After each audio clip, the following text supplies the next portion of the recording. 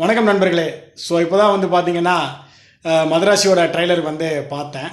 உண்மையிலே சத்தியமாக ரொம்ப ரொம்ப ரொம்ப ஒரு மிகப்பெரிய ஒரு அவுடேட்டட் ட்ரைலர் மாதிரி தான் தெரிஞ்சுது. அதாவது என்னென்னா, இப்போ தான் கூலி படம், முன்னாடி நிறைய ஆக்ஷன் படமெல்லாம் பார்த்தோம். எனக்கு தெரிஞ்சு என்னென்னா, முருகதாஸ் அவருடைய அந்த ஒரு டெம்ப்ளேட்னு சொல்லுவாங்கள்ல, பாம்பு வெடிக்கிறது, அப்புறம் இந்த ஒரு பிரச்சனை வர்றது, போலீஸ் வர்றது, இப்படியே ஒரே டெம்ப்ளேட்டாக தான் போகுதே தவிர இதுலேருந்து டிஃப்ரெண்ட்டாக ஒன்றும் தெரில.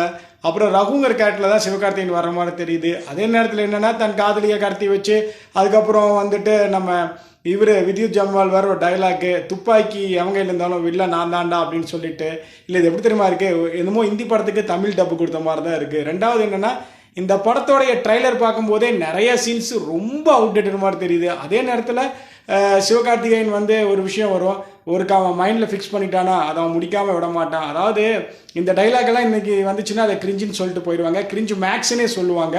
என்னை பொறுத்த வரைக்கும் இந்த ட்ரைலர் அவ்வளோ ஒரு சூப்பர் ட்ரைலர்லாம் கிடையாது. இது பார்த்தீங்கன்னா டெஃபினட்டாக இன்றைக்கி பார்க்கக்கூடிய இளைஞர்கள் எதுவும் சொல்லுவாங்க, என்னடா ரொம்ப கிரிஞ்சு மேக்ஸ் மாதிரி இருக்குது, ரொம்ப அவுடேட்டடாக இருக்குன்னு சொல்லுவாங்களே தவிர, சிவகார்த்திகேயனுடைய முந்தைய படங்களில் ட்ரைலரில் கூட ட்ரைலர் அப்படிங்கிற படங்களே ரொம்ப அருமையாக இருக்கும். இது ஒரு ஆக்ஷன் ஹீரோவாக இந்த படத்தில் ஒரு அவதாரம் எடுத்து இதை பார்க்கும்போது எனக்கு மேபி படம் நல்லா இருக்குமான்னு தெரியல, பட் பார்த்தா தான் தெரியும். பட் ட்ரைலரை பார்க்கும்போது அவ்வளோ பெரிய இம்ப்ரெசிவாகவும் இல்லை அப்படிங்கிறதான் ஆனஸ்டான ஒப்பீனியனு. அதையும் நான் இங்கே சொல்லிடுறேன். ஸோ யாரும் நான் தப்பாக நினச்சிக்கோங்க. டெஃபினட்டாக நீங்கள் அந்த ட்ரெய்லரை ஒரு ரிப்பீட்டடாக 3 to 4 times பாருங்களேன். அவ்வளோ பெரிய இம்பேக்டாகவே சுத்தமாக தெரியல இந்த ட்ரெய்லரை பொறுத்த வரைக்கும். ஃபைனலாக ஒரு விஷயத்தை சொல்லி முடிக்கிறேன். அமரன் படத்துக்கு வித்த அளவுக்கு ரைட்ஸ் இந்த படத்துக்கு வாங்கணும் அப்படின்னு மதராசி படத்துக்கு சொன்னப்போ நிறையா தயாரிப்பாளர் சொன்னப்போ நிறைய விநியோகஸ்தர் முன் வராதுக்கான காரணம் பிஸ்மி சொன்னா. அப்படி உண்மையிலே அது பொய்யா தான் இருக்கும், அப்படியெல்லாம் இருக்கான்னு நினச்சோம். பட் அது உண்மைதான் போகல அப்படிங்கிறது எப்படி தெரியுதுன்னா, டெஃபினட்டாக இந்த படத்தோட ப்ரிவியூ பார்த்தவங்களுக்கே தெரியும்னு நினைக்கிறேன். பார்க்கலாம்.